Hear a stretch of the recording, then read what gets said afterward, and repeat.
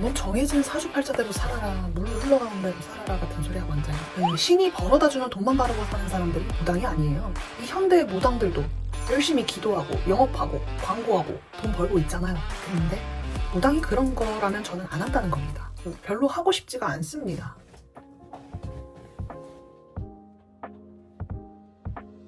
저는 늘 재미있는 일을 찾아다니는 사람입니다. 알바를 쉬어본 적도 없고 돈에 대한 열정이 있고 욕망이 있는 그런 멋진 사람이에요. 돈을 벌고 싶어서 돈을 쫓았고 자본주의 세상에 처절하게 패배를 했다라고 고백을 합니다. 기고만장하는 마음으로 겸손하지 못하다 보니까 삶이 형벌을 내려주죠. 그 형벌이 굉장히 쓰고 아파요.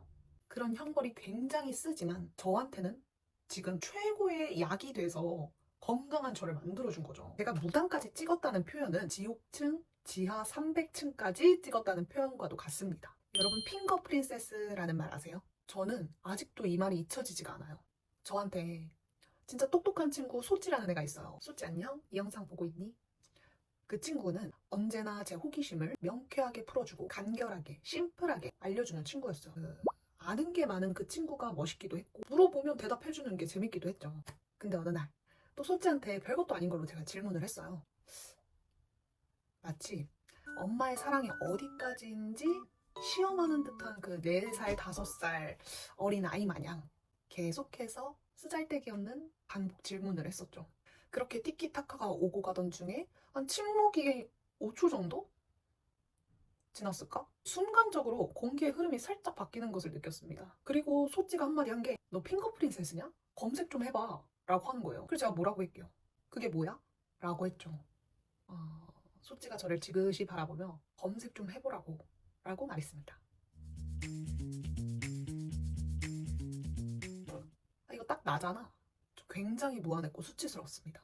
그 정확히 나를 꿰뚫어보는 듯한 느낌이었거든요. 저는 그 게으름에 숨어있는 멍청한 호기심 많은 덩어리였어요. 제가 삶을 살아가는데 굉장히 편하고 쉬운 길, 고생하지 않으려는 그런 길만 고수했던 걸 알게 됐죠. 그 핑거 프린세스라는 단어 하나로 그때부터 제가 이제 무한 검색인이 되었습니다. 가끔 그 어디 생각 주머니에서 튀어나오는 뜬금없고 쓰잘데기 없는 것까지 검색을 했어요. 뭐 예를 들자면 똥은 싸면 어디로 가나요? 귀신이 제일 많은 곳은? 그냥 저는 이런 게 또 궁금하기도 하더라고요. 검색은 즉각적으로 저한테 해답을 줬고 저는 그것에 만족을 했습니다. 여기서 한 가지 확실하게 말하고자 하는 것은 내가 생각을 하고 행동을 하는 것은 작은 점이라도 찍혀서 남겨진다는 거예요. 그 후로 나의 생각과 행동들은 수많은 점을 찍었고 저는 점을 보는 무당까지 찍은 거죠. 그렇게 이 삶의 늪에서 더 큰 세상을 바라보면서 허덕이고 헤매는 나의 길은 세상이 이미 만들어 놓은 길을 잘 따라가고 있었어요. 그렇게 계속 살아가다 보니까 검색이 부족한 건지 지식을 받아들이는 뇌의 공간이 부족한 건지 지혜가 부족한 건지 알 수가 없어. 말로는 형용할 수 없는 이 답답함에 좀 늘 부딪히곤 했습니다. 저의 수준에서 저의 알고리즘은 그 알고리즘의 끝은 언제나 미지의 세계인 신령의 세계로 저를 인도했습니다. 제가 무당이 된 이유는요, 멍청했기 때문이다 라고 정의를 내렸습니다. 온몸이 아프고 아무것도 할 수 없는, 즉 신병이라는 상태에 머물러 있는 가장 멍청한 선택을 했습니다. 내가 살아온 인생을 모르는 사람이 감히 나에게 현명한 삶의 지침서다라고 줄 수는 없어요. 누구도 답을 내릴 수 없는 신이라는 존재 이외에 나에게 가르침을 줄 수 있는 존재는 아무도 없었습니다.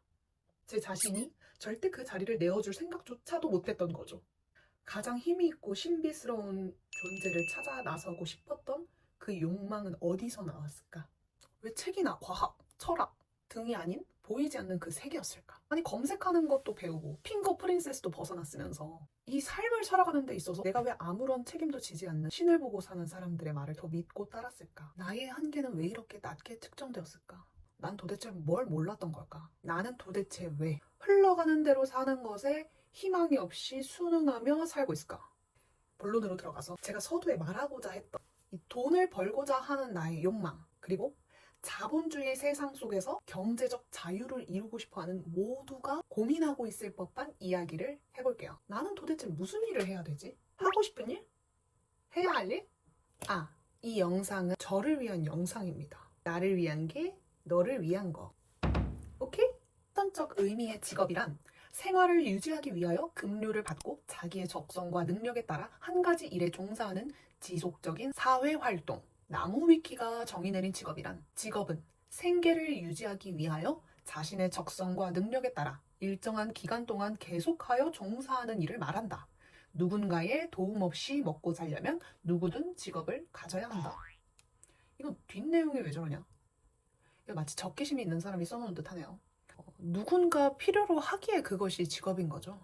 위키백과가 정의 내린 직업이란 생계를 유지하기 위하여 자신의 적성과 능력에 따라 일정한 기간 동안 계속하여 종사하는 일이다.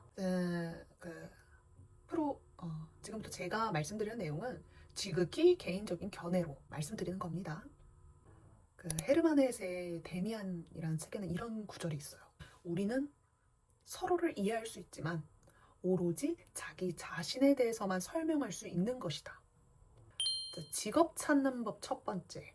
우리가 하고 싶은 일이 분명히 해야 하는 일입니다. 거기서 근본 에너지와 제대로 된 힘의 작용을 배우고 느낄 수가 있어요. 내가 하고 싶었던 일을 반복을 하면서 얻어낸 결과들이 차곡차곡 모여서 과정을 이루고 성장을 시키겠죠. 그것이 행복과 연결되어 있고 그걸 알면 나는 철저하게 내가 하고 싶은 일만 하면서 사는 노력을 해야 돼요.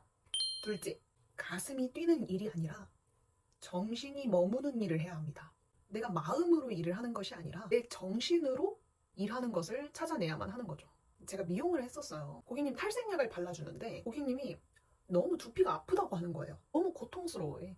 그 이후로부터는 탈색약을 못 발라주겠습니다. 내가 탈색을 해봐서 그 두피에 전달되는 아픔이 얼마나 아픈지도 알고 있고 그 고객이 그렇게 고생해서 탈색하는 머리가 평생 유지될 수 없다는 것도 알고 있고 순간 그 멋과 뭔가 매력에 빠져서 그 고통스러운 아픔을 참고 탈색을 강행하려는 그 고객의 모습이 나랑은 맞지 않는 사람이구나. 내가 이 사람을 위해서 할 수 있는 게 아무것도 없구나를 알았죠.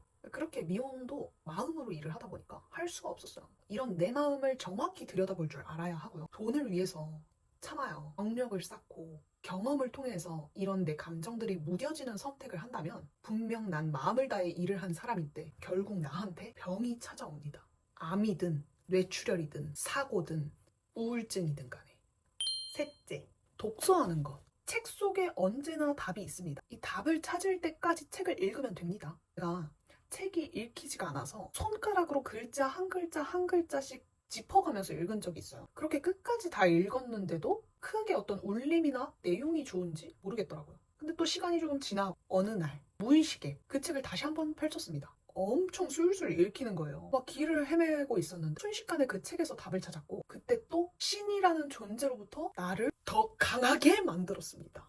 제가 책을 많이 읽지는 않지만 늘 가까이에 곁에 두고 있어요. 한 권, 두 권 책을 읽을 때마다 내 마음의 빛, 그 크기와 그 무게, 그 깊이, 그 마음의 빛이 느껴집니다. 그래서 이걸 느끼고 내 삶에 적용을 시키는 거죠. 저는 현재 진행형이죠. 하고 싶은 일을 하기 위해 노력하고 있고 그것이 내가 해야만 하는 일인 거예요. 꾸준히 책 읽으면서 부족한 것들 채워 넣고 있습니다. 공허한 감정만이 머무는 허무맹랑한 기도보다는 100배, 1000배 효율적이거든요. 그렇게 열심히 하면 내 직업이 되는 거죠. 꾸준히 하다 보면 창의력이라는 게 발동이 됩니다. 창의력. 그럼 생각하고 행동. 그 과정이 만들어내는 순간 발견되는 게 성공 타이밍. 즉 경제적 자유를 얻을 수 있는 시간이 옵니다. 내 인생을 내가 이렇게 만들어가는 거죠. 세상에. 여러분, 이런 걸 알려줘야 해요. 뭔 정해진 사주팔자대로 살아라, 물 흘러가는 대로 살아라 같은 소리하고 앉아있나. 신이 벌어다주는 돈만 바르고 사는 사람들이 무당이 아니에요. 이 현대 무당들도 열심히 기도하고 영업하고 광고하고 돈 벌고 있잖아요. 근데 무당이 그런 거라면 저는 안 한다는 겁니다. 별로 하고 싶지가 않습니다. 힘든 사람들 찾아오게 해주세요 하고 기도를 하는데 저는 힘든 사람 아무도 없게 해주세요 라고 기도를 하고 앉아있으니 절대 무당으로서 돈 벌 수 있는 사람이 아니라는 거죠. 신이 그냥 가져다 쓰라고 돈다발 던져주면 모를까. 그 벤저민 하디의 퓨처 셀프라는 책이 있습니다. 여기서 신에 대한 견해가 내 인생에 어떤 영향을 미치는지 알려주거든요. 그 책 한번 읽어보시고 허니버스 영상 꾸준히 시청해주시면 감사하겠습니다. 그리고 다음 영상으로는 왜 무당이 정치에 간섭하면 안 되는지를 좀 풀어드리려고 해요. 사람들이 그 근본적인 이유를 몰라. 우리는 하나다 라는 말 제가 많이 하죠. 나는 너, 너는 나. 그 내용에 대해서도 이야기를 해볼 거예요. 일단 제 파동이니까 이게 전달만 돼도 여러분의 삶에 어떤 영향이 있을 겁니다. 좋은 영향이 될 것임을 약속드립니다. 선서합니다. 그리고 제가 또 블로그도 준비 중입니다. 조만간 허니버스 유튜브 커뮤니티 통해서 블로그 사이트 주소 남겨놓을 거고요. 재미도 있고 감동도 있는 허니버스 조떼꾸알 부탁드립니다.